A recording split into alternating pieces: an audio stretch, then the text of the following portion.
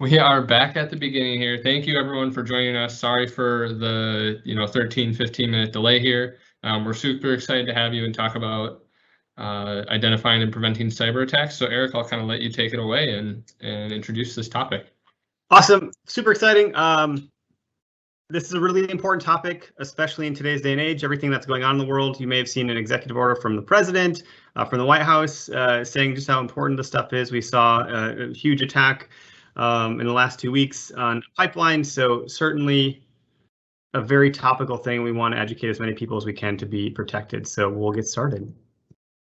So I'm Eric Clark. I am a client success associate with SWICKtech. I've been with the company for 4 years or so, and I've learned more about cybersecurity than I ever thought was possible. And I'm happy to kind of share some of that knowledge with everybody on the call today. Hey Eric, I'm Shane. Thanks everyone for joining us again. I am in a bit more technical role than Eric, so I'll be talking us through kind of the weeds here today after Eric sets the stage. Thank you so much. So we will cover why this is important, who we are. Those will be in the next couple of slides. We're going to touch on like the state of the union of cybersecurity, who some of those bad actors are, how you can identify them, and how you can identify them through things like emails as far as like threat vectors, as well as websites, and what kind of action you can actually take to prevent an attack from kind of manifesting. A little bit about SWICKtech. We are located in New Berlin, Wisconsin. There's about 30 of us or so. We are a fun group, but a very smart and eclectic group. And by and large, we're a managed service provider. So we are IT department for a number of organizations and businesses throughout Southeast Wisconsin and Northern Illinois primarily, but we do service the entire United States. We have some companies that we work with that are several locations. So we're happy to help people in all the areas and disciplines of IT, but we really do put a cybersecurity foot first. It's kind of baked into our DNA. So most things that we're engaging on, we're putting that lens on first before we do things. But insofar as how we help a lot of businesses, we help with different projects. If you're going through mergers and acquisitions, a new building, an add-on, you're trying to migrate your service to the cloud, get CMMC compliant and get into Azure Gov. There's a number of things that we're able to assist with. So just wanted to call some of those things out. And really, we talked about who is our audience, and we look at the attendees and the registrants. A lot of the folks that we work with, just inherently being in Wisconsin, we have a lot of manufacturers that we do business with. I think you can't throw a rock in this state and not hit a manufacturer company. And if we look at just the kind of who's at risk in the top 3 industries, manufacturing is on here twice, right? We're looking at small and large companies, as well as construction, healthcare, and some of the ones you might expect. This particular screen, if you want to leave it up for just a second, Shane, is what the Colonial pipeline, I believe, had seen when they found out they had a ransomware attack. So pretty scary. Others may. I hope no one sees this screen. If you have, I'm really sorry. If you have, it probably means you're taking cybersecurity incredibly serious. So it was about 2 weeks ago, the U.S. government issued emergency legislation after the largest fuel pipeline in the U.S. was hit by a ransomware attack, which is that executive order that I mentioned earlier. But the Colonial pipeline, for those that don't know, if you haven't heard about this, they carry a lot of the fuel in this country for the East Coast supply, about 2.5 million barrels a day, and they had to stop business to deal with the cyber attack. Sources said that the ransomware attack was likely to have been caused by a cyber criminal gang called DarkSide, and they infiltrated the network and locked down the data on some computers and servers, and they demanded ransomware. So they paid $5 million, which further perpetuates just how bad this stuff is, because now that DarkSide cyber criminal gang is funded to do more attacks if they're reinvesting it as a business. And they are acting as a business. These are not small entities. So, if a company this large can see an attack like that, maybe they were targeted. The rest of us aren't going to be targeted, likely. It's going to be through a wide net that's cast, and they're going to look for exploits or weaknesses that they can exploit, I should say, vulnerabilities and things of that nature. And if they find one, they're going to press and they're going to get at the data and lock it up. and delete it and demand ransomware. And it's a pretty precarious situation to find yourself in. It's very scary. So there's ways that you can protect yourself against that. But at the end of the day, you're the last line of defense. And unlike the Colonial pipeline, you can't just call up the FBI for help, right? So I like this slide. It's cheesy, it's funny, whatever. Am I the firewall as a human being? I think that at the end of the day, no matter how deep your tech stack is in terms of trying to filter the things that are going to come through via email and links and things of that nature, that's all very important, and we recommend a lot of best practices there. But the advent of social engineering has gotten so good that people can be impersonated at such a degree of belief that you may be subject to clicking on things that you would normally trust and be okay with clicking on. So really, you are the last line of defense. If something gets to you that could have been prevented, that's what we want to try to educate today and show you what those things are, what to look for, and how to prevent it. And just to take a second to identify a term here, phishing, not the kind that looks beautiful like this. I'm talking about the cyber criminal kind. Phishing and spearing is a type of social engineering attack that's used to steal user data. That includes things like login credentials. So you may end up at a screen that says log in, and it looks like something you're very familiar with, but then nothing happens. Well, someone just stole your credentials. That's what happened. Things like credit card numbers that can occur when an attacker is masquerading as a trusted entity. Usually what you see is it's a vendor that you trust and know and like, and they've been compromised and they haven't figured it out yet. So we're going to, again, dive deeper into a lot of this stuff. And just to kind of go back to what I called out in the agenda, what the state of the union is for this stuff, why this is so serious. If you want to put in the comments here what you think is the highest paying job in IT based on this list here, or anything else you might be thinking of, go ahead, put in the chat. I don't have any cookies for anybody or any prizes to give out, but it's interesting to see people's responses, because you may think that it's the chief information security officer or the cybersecurity sales engineer. These folks make upwards of $200,000 per year, up to $300,000 per year, or the lowest end $140,000. The lowest end $140,000 a year. That's a ton of money, but that is not who makes the most money in this space. In fact, it's the criminals. Lo and behold, look at what happened with the Colonial pipeline. They made $5 million in a day. That is how that stuff works. The cybercrime world that we live in right now, it's well-funded nation states that are doing these things that are not on US soil. These groups are stealing data and hacking accounts at 2 petabytes per day, worth $10 million each at almost zero cost. So the threat is very real. They're well-funded. Again, I can't express that enough, that if the president is signing executive orders to take this stuff seriously to some degree based on an attack that just kind of shut our fuel pipeline down, it's good to pay attention to, right? And so, when I say that they're well-funded, these are ran like corporate entities and businesses overseas. So the reality of what cybercrime looks like today is very different than what it looked like 5-10 years ago. They're going to have things like a customer service person and a help desk to take a call if you've been impacted. They're going to tell you that you can pay by Bitcoin and help you set up the account. And if all that went well and they give you your data back, you can give them a review and a rating, and that will be published so you'll know if they're willing to work with you if something is compromised. And here's where Shane's going to go into the meat of this and show a lot of this stuff.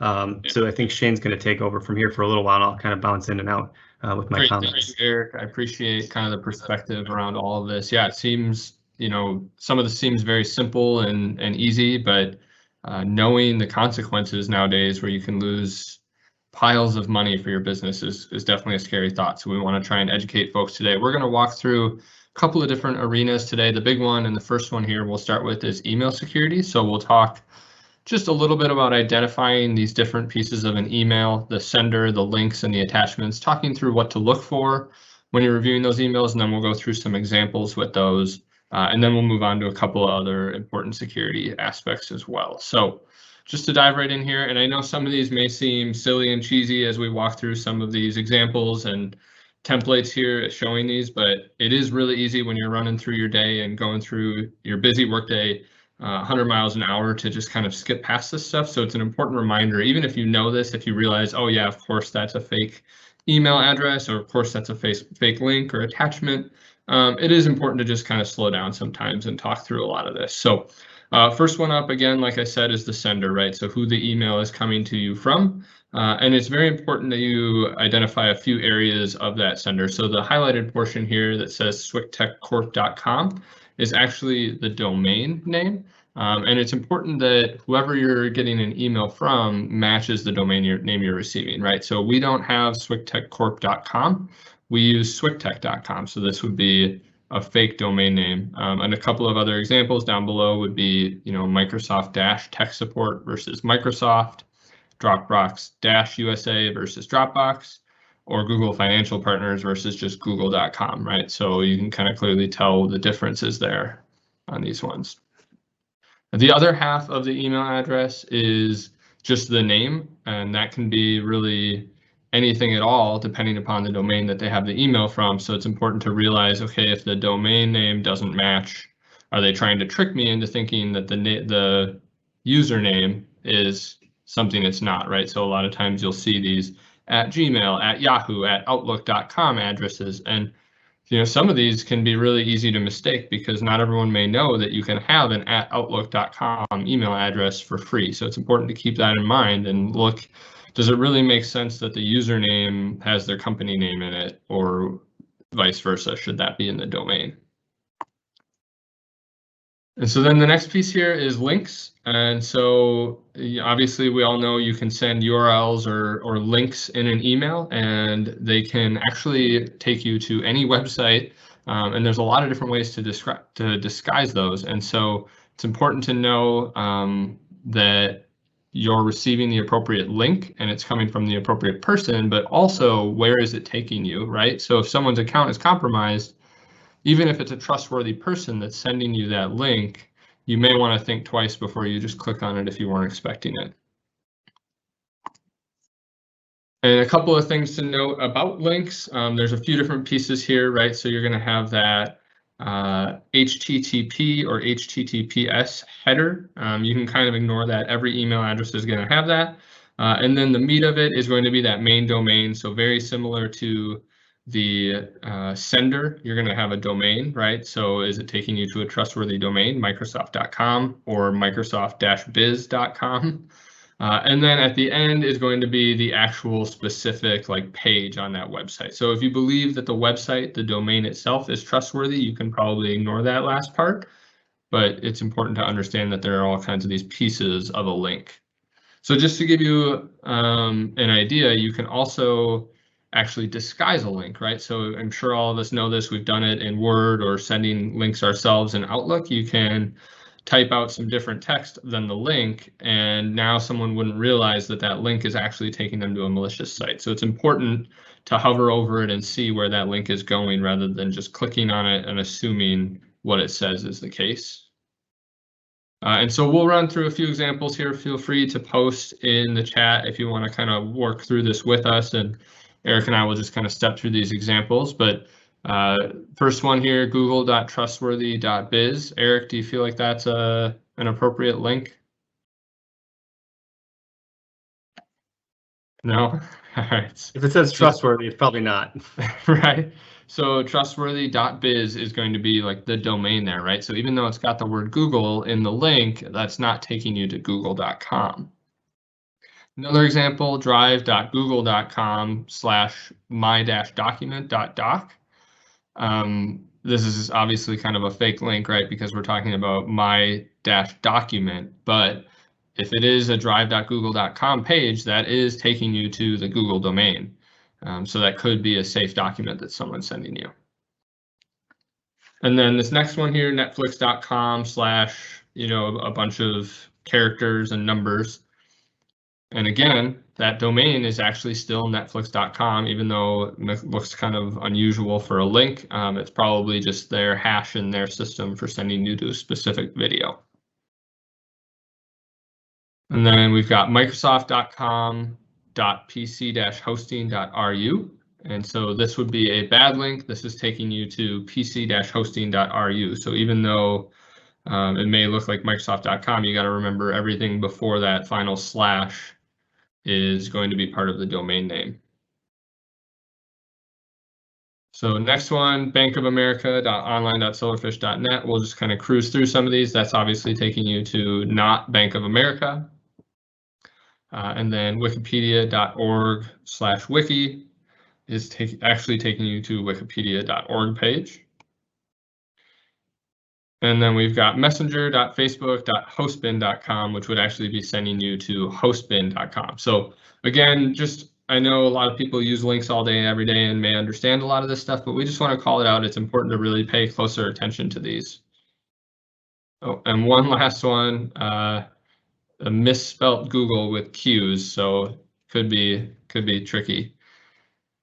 So again, we mentioned links can kind of be redirected from the text that you have written. You can also disguise links with buttons as well. So it's important to know you could hover over a button that says track package. It could look like it's taking you to an appropriate link, but then it is actually redirecting you. And so it says that it'll redirect you to a different website. And if that's the case, this is obviously, a fake example of looksnormal.com/redirect, but you'll actually see like a full secondary URL at the end of that link that you can see where it's going to take you as the redirect, and you'll obviously want to avoid that.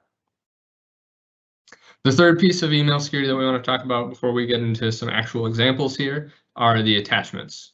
So we all know anybody and everybody can send an attachment, a Word document, a PDF, spreadsheets, and the like via email, and we all do it all the time, I'm sure, with our business emails, working through things with colleagues or vendors or customers. It's important to know that there's ways that there can be malicious content in those links. So if someone's sending you a Word document, we'll show you some examples here. There's ways they can embed macros into those types of files that are going to run a malicious line of code on your computer when you open it. So really the big thing to take away from attachments is know who it's coming from, make sure that that's real, know that you're expecting it. So if you weren't expecting an attachment and it's not something you were expecting, maybe be leery of that and don't open it. And we'll show you some examples here.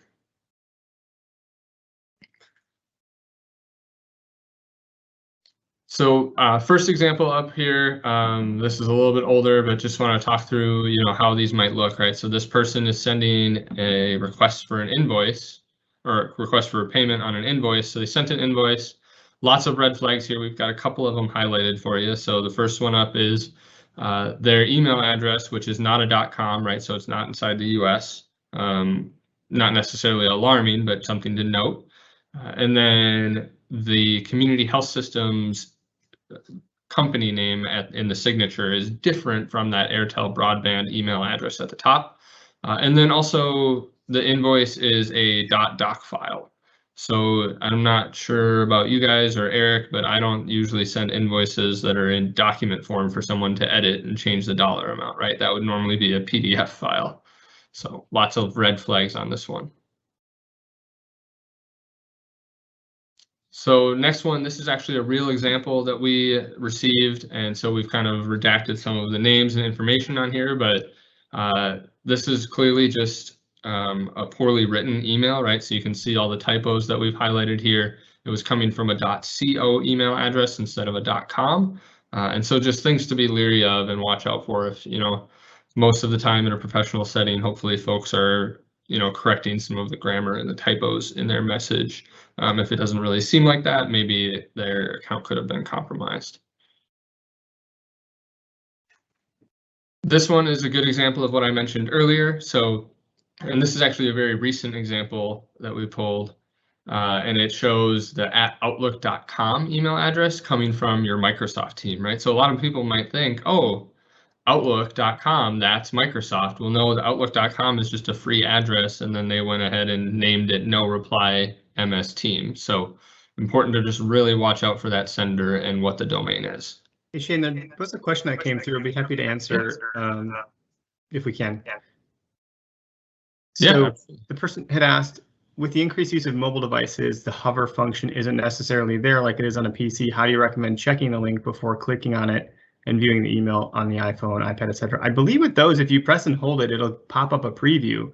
I don't know if that's the answer there, or if there's anything else you might be aware of. Yeah, I think that's kind of where my head went to, Eric, as well, is you should be able to kind of press and hold on the link. At least I believe I can on my Android phone, and you'll see it kind of pop up. Or if you press and hold, you'll get kind of a menu, and you might be able to copy the link. And so then you could copy and paste it into your browser. And if it looks bad, don't hit enter to go to the link. Obviously, be careful when you're doing that, but I think those are some options to do so from a device. Also, if it's maybe not urgent, just wait until you're back at your computer to check it out.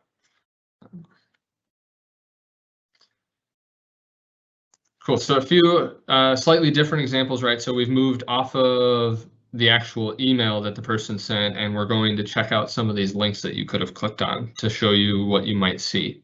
So, and this is where this gets really tricky, because when you're clicking on these links, a lot of times this fake link here that we've got highlighted may take you to a page that looks like you're signing into your Microsoft account. And so if someone sent you a email and said, hey, check out this document, and you clicked on this link, you're like, oh, I got to sign in to view it. Okay, great. You go ahead and type in your credentials. Turns out this isn't actually a Microsoft page, and now they have your username and password. So really, really common and easy way for attackers to get people's credentials.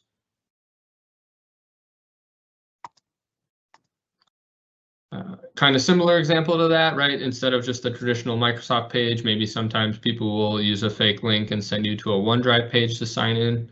They'll even have the same name of that spreadsheet listed on the page, so you think you're going to view that same spreadsheet that the person sent you. And again, you type in your username and password, and they're kind of off to the races with your account information. So now we're moving on to a few attachment examples to kind of walk through what these could look like as well. And so first one up here, we have an example of a .png file being sent, right? And so this is kind of a happy surprise email, right? They're trying to convince you that you won a bunch of money. So if you didn't actually sign up for something from Google and it was through MediaPro, and also that you can see the sender there is from a completely different sender, not actually Google. So just a lot of things to watch out for. They're preying on surprise and positivity, as well as negativity and scaring people and trying to get you to pay stuff. So lots of different ways that they can slice this and send attachments and fake attachments. Also, most commonly, people aren't going to attach a PNG file, right? That's just a basic image file for something like this. So just another thing to watch out for. Another one here is a subpoena.doc file. So this person's trying to scare you into thinking you have been sued. And of course, again, it's a .doc file, right? So that sort of thing is not going to come like that. You could just edit the name and send it back and say, this wasn't me. Yeah, the scare tactics, the sense of urgency, like, do this now, you're being sued, like anything that's going to trigger that like fight or flight response and get you to click, that's what they're trying to do. It only takes a second. And I don't know if you have this example coming up, but one of the ones that we had seen is like this image on your website is infringing on a copyright. And if you don't remove it, you will be sued or a lawyer will contact you, etc. And again, that's a ploy, a really good one if you're a business, because suddenly now you're reaching out to your developer, your web developer, your marketing team going, oh my gosh, you guys, are we using images that aren't kosher on our website? What's going on here? So the believability of some of these things, that's where, when we say it's getting sophisticated and well done, that's what we mean, where the social engineering component is so strong. We're really tapping into like that part of your brain where you're like, oh my gosh, this is a problem. So if something feels off, it probably is, just take a second, don't panic, let it kind of sit for a moment and then kind of start to dissect it. Yeah, thank you, Eric. That's really good advice. Just another similar example, and then we'll talk about what these documents can look like. But again, this is just a .doc file, and again, they're preying on the concept of urgency, trying to get you to open this file as quickly as possible without looking at all the other details of the email. And so what these can look like, across the top here, you'll see this protected view. I'm sure a lot of people are familiar with this, where you'll have to enable editing before you click in and edit a file when you first open it. What this version is actually doing is they're trying to convince you that you can go ahead and just click that, and then you can go ahead into the browser, but you'll see that they're there's a cursor in there. They just clearly made that extra banner trying to convince you to click that link to allow the macros to run and install malicious code on your system. And so those are a few of our examples. We do want to call out there's some ways to beat and or train your team on how to avoid this type of stuff, right? So there are phishing simulations out of there. A very common one is KnowBe4. Microsoft 365 offers another one where you can actually go through and send out fake phishing campaigns or simulations and test your staff and your team on how to deal with these and train them on how to avoid them and look out for them. So you would be surprised at the click rate. A lot of folks still just click right through and open up attachments and click on links. And it's a really good opportunity to try and educate your team and kind of build some positive understanding around these email attacks, these phishing attacks. And then also, of course, if you do identify a fraudulent email, certainly delete it, right? Don't click on it, don't click on the links in it, all that good stuff. But it's always good to inform a team member or your manager or some colleagues, shoot them a quick chat message. If maybe you believe someone else's account is compromised, you may want to reach out to them with a quick phone call to give them a heads up. So shifting gears a little bit real quick, we're going to talk about web security, and then we're going to jump a little bit into account security, and then we'll wrap this up here. But we do want to touch on web security. This is kind of a smaller piece of this, right? The big thing is the business email compromise and how can you protect your accounts. But it is important to know a little bit more about web security because that kind of falls right in the middle of this when you're opening links and attachments as well. So feel free to post in the chat if you feel like it, but we're just curious what browser people are using. These are all really good browsers except for one. And if you can't call it out, it's that blue E with the halo over it is Internet Explorer. It's a very old browser. It is no longer supported by Microsoft, but it's actually still used by quite a few people because a lot of antiquated business applications were written specifically in code like JavaScript that run only in Internet Explorer now. And so the number of people using it is actually kind of scary. So it is important to know, no matter what browser you use, whether it be Firefox, Chrome, Safari, this new Microsoft Edge all the way on the right here, make sure that your web browser is always up to date. Right? That's really the critical thing here. And you'll see in the browser, it'll kind of warn you when you need to restart it to update it. We don't see this a ton anymore, but it is worth calling out because it can happen. A lot of fake links or fake websites can often try and trick you into thinking you're at a real site, right? We showed you that before with the Microsoft.com page or those pages that looked like Microsoft.com. This is just another kind of slightly different example where this is a fake URL in your real browser across the top here, and then they have a screenshot of a real URL at Microsoft.com. But so if you're not looking carefully enough, or if you have your browser in full screen mode, you may miss that when you click into this link. And now all of a sudden you think you're at the Microsoft page and you're entering in your credentials again. And then one last piece on the web security, it is important to just understand the encryption concept. So I'm not going to dive too deep into this, but just know that if a website does not have an SSL cert, it will just be an HTTP instead of HTTPS. And the very basic understanding of that is an insecure or an unencrypted connection.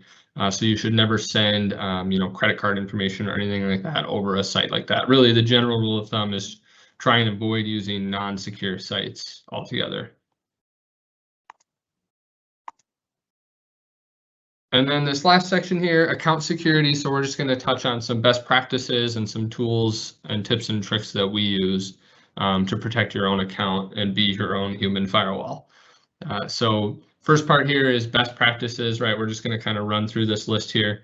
And this is mostly around passwords and additional authentication on your account. And then for anyone who's been around SWICKtech for a day or two, you know that we truly believe in multi-factor authentication and storing your passwords in a password vault. So those are a couple of these key best practices. Don't reuse your passwords, right? Don't use the same password for different websites and different services. Don't use the same password for your personal email that you use for your work email, so on and so forth. And then use a password manager, and we'll get into the value behind using a password manager here in just a sec. Avoid the use of simple words or common phrases in your password. So don't use your name, your birth date, something that's personally identifiable to you in your password, something that someone could get off of your Facebook account or something like that. And then always try and turn on multi-factor authentication for your accounts, and we'll also touch on a little bit more about what that is here in a sec. And it's important to note the common password theme used to be change your password all the time. That tone has kind of changed because people got so sick of changing their passwords, they were just adding a number to the end of it or changing the number from 4 to 5. And so now the new direction, I guess it's not new at this point, but the direction now is have a strong and unique password that you don't need to change all of the time, rather than a weak password that you change all of the time. Yeah, I think like what a password phrase usually, I forget the number, is it 16 characters, and it's not something that can be like broken without quantum computing or something ridiculous like that. So if it's a password like, I will never forget my anniversary, if I type it in, that's a lot of characters. It's something that's easy to remember. Also, I'll remember my anniversary, which is important, but I'm not using any personally identifiable information like Shane had said. Yeah, if it's something that you can't use a randomly generated password on, I think that's a good recommendation, Eric, is to kind of put together some sort of passphrase. Again, what you just said there was not personally identifiable, right? It's talking about your anniversary, but it's not like the date of your anniversary. So that's an important distinction as well. And then, yeah, have a password manager, right? So some of the benefits of having a password manager, you can utilize extremely unique passwords. So the password manager can remember these really complex 16-character, random numbers and letters, and you don't need to. So you don't have to remember those passwords anymore. That data is encrypted, and as long as you have a strong way into the password vault, you're the only person that's going to have access to it. And then you can also get access to your passwords across your devices without having to know them. And usually a lot of password managers will have the ability to store additional notes and details on your account, so you can have extra passphrases for hiding like your security questions and stuff like that. And Eric, you want to touch on your favorite topic a little bit here? Yeah, I think anyone that's been in any of these webinars in the last 2 years, these slides haven't changed a lot because there's still a ton of people that haven't deployed this, and it's becoming more and more commonplace. I think we're getting more inquiry for, hey, we need to turn this on, rather than us trying to tell people they ought to be turning it on. But for those that still might not be fully aware, what is multi-factor authentication, MFA? It's 3 components. Something right? You know your password, or you can get it from your password manager. Something you possess, your smartphone. All of the smartphones, modern day smartphones, have either fingerprint reader or face scanner. So it's something that you possess, and then something that you are, which is that fingerprint reader, right? So it's something that can't be spoofed. In the event where someone tries to use credentials they may have obtained by you maybe typing them in, or some sort of phishing campaign where they've had some success, if they go to enter in that login credentials or login information, you're going to be prompted with your mobile device to say, did you try to log in here? Do you want to approve or deny that request? If you're not sitting in front of your computer trying to log into something and you're getting that, some red flags should be going up, like, oh my gosh, someone's trying to get into my account. This will prevent that attack.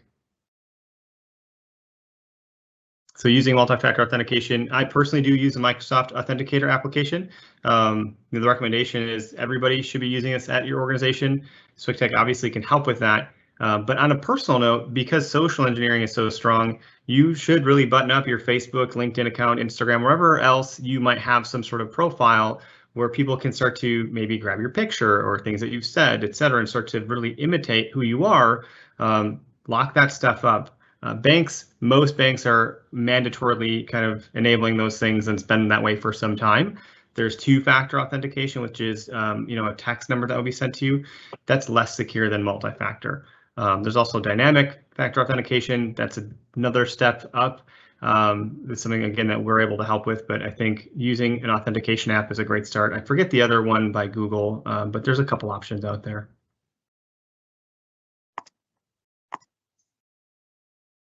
Now, something that we're offering for folks in attendance here, you'll see this come out via email, but if you're interested in a dark web scan, it's it's a unique place to start in terms of figuring out, have you been compromised? Has your password been scooped up somewhere and being used on various websites? So we can run a scan for you and determine if your information does exist out on the dark web. And the recommendation from that is go update your password on these websites or wherever we might find. So it's pretty common for people to have been exposed in some way, shape, or form via various websites. There's common, infiltrations that have happened that have been published. So the recommendation would be to update your password there, and then we'd recommend getting a password manager, getting MFA, etc. So you don't have to look in the rearview mirror on this stuff. You can go forward on a strong foundation. Things that you can do, I think Shane's touched on all of this stuff. You turn up your spam filtering so less of these things come through. As far as what SWICKtech does, if we're using Exchange Online Protection, there's tools inside of there that Microsoft offers that can enable things like safe links. So it's going to disable the ability for that link to actually go to that destination and work. We talked about know before and training. Like a webinar like this is training. Again, education, education, education. I can't tell you how proud I am of myself when I identify a bad actor, because I've been through this thing so many darn times. And again, because they're getting better and better, you really need to be training people continuously to be able to identify those things. Like the example I provided earlier about your image on your website is copyright infringed. That's a pretty good tactic. If it wasn't for this type of training, a lot of people would be duped by that because it sounds pretty legitimate. So we can help with deploying phishing campaigns through know before to identify maybe the folks that might be more likely to kind of succumb to clicking on those things. Not that they're in trouble or anything bad is happening, but it's a really strong way to position it in such a way that, hey, we deployed this. This is what happened. No one's in trouble. We're not going to call anybody out. You know who you are. But now they're open to getting that training because they're like, holy cow, I can't believe I fell for that. So we can engineer a campaign to look very realistic coming from one of your vendors, not actually, but appear as such it is. So we want to trick as many people as we can so they're going to be open to that training. And then again, we can do that dark web scanning as well. And upcoming here in June, at the end of June, before the 4th of July holiday, hopefully some people not everyone's on vacation. We are going to be doing another webinar.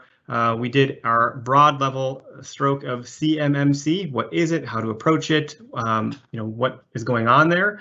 Ultimately, the government or the DoD supply chain, there's some accreditation body and some audits that are going to be in place by 2026. Again, if you're doing work with the Department of Defense, if you're in that supply chain in some way, shape, or form, this is something that you're going to want to pay attention to. And if you're not, these are going to be some very strong cybersecurity best practices that you can adhere to and have a very strong kind of IT cybersecurity posture to protect yourself from that stuff. So we're going to cover level 1, the path towards government compliance, and some of the timelines and tools that will be effective in getting you at least level 1 certified. Great, thank you, Eric. I think with that, we'll open it up. We'll stick around for a little bit here and allow people to chime in with any questions you might have. So feel free to post those in the Q&A, and we'll talk about this for a minute. Yeah, thanks so much for hanging in there with us as we, dealt with the Eventbrite stuff. So everyone that made it to this event, thank you so much. We're also going to send out a recording of this for anyone that maybe didn't get it, or if you want to share with other people on your team or watch it again if we covered something too fast, etc.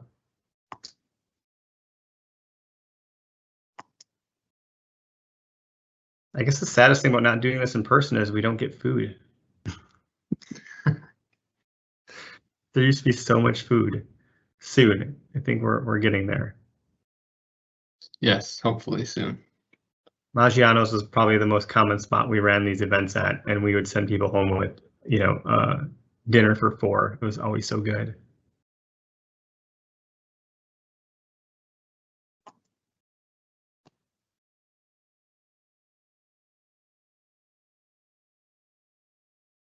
I don't see any new questions being posted. Thank everybody for attending today. We appreciate your time and hanging in there with us. We still were able to get this accomplished and presented within the hour. So we hope everyone has a great day. If you have additional questions, please reach out to us directly. We'll be happy to go deeper on anything you have.